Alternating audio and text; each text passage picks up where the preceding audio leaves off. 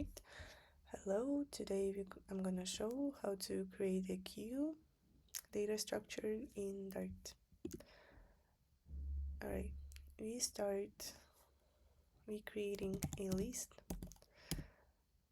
of integers named data. That's an empty list. So finals means that we cannot change the list. And then, so this data is gonna hold our queue items. Final is we cannot change, then data we can add or remove items inside it. So we basically don't change the list, but we change something inside it. And this int, that means the list stores only integers. And underscore before data makes the name private, so it's intended to be used only inside a file or class. Okay, the next step, we create a line that defines a getter called isEmpty.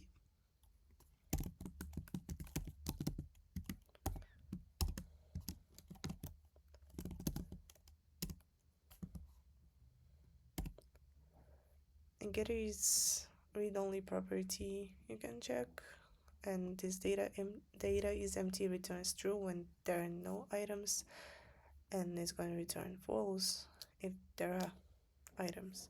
So it's empty, we just basically asking is the queue is empty or not. Okay, and then we're going to create a function named enqueue.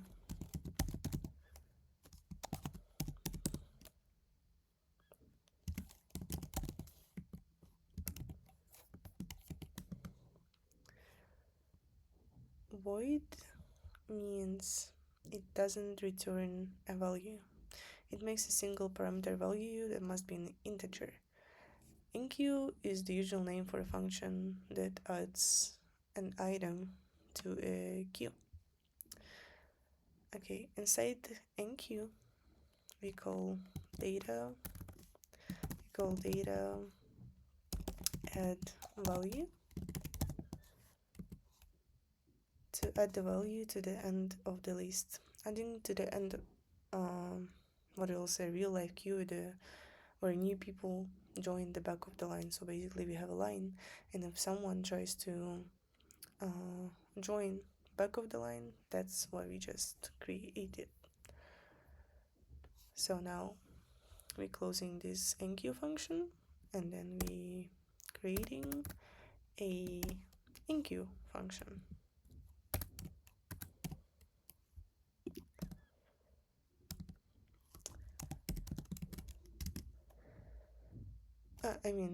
We close enqueue function and we create dequeue function.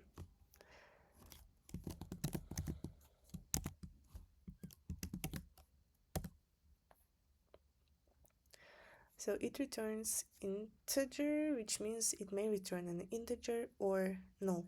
So this little question mark means it can be an integer or can be null. So dequeue is the usual name for removing and returning the item at the front of the queue. So first we check if the queue is empty. So we're using if is empty, then we're going to return null.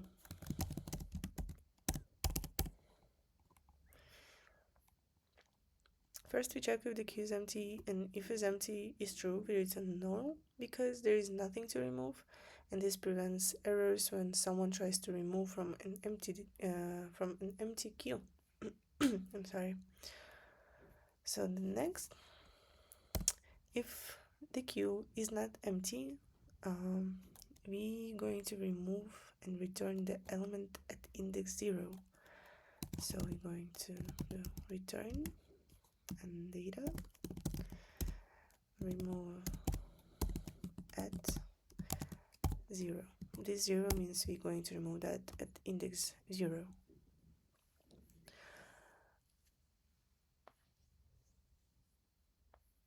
Alright, and then we close the function.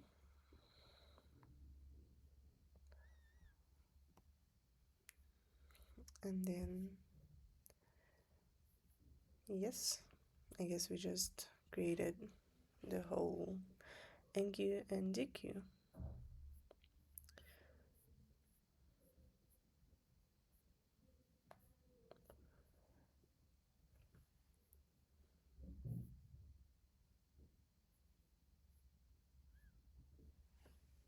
Thank you for watching.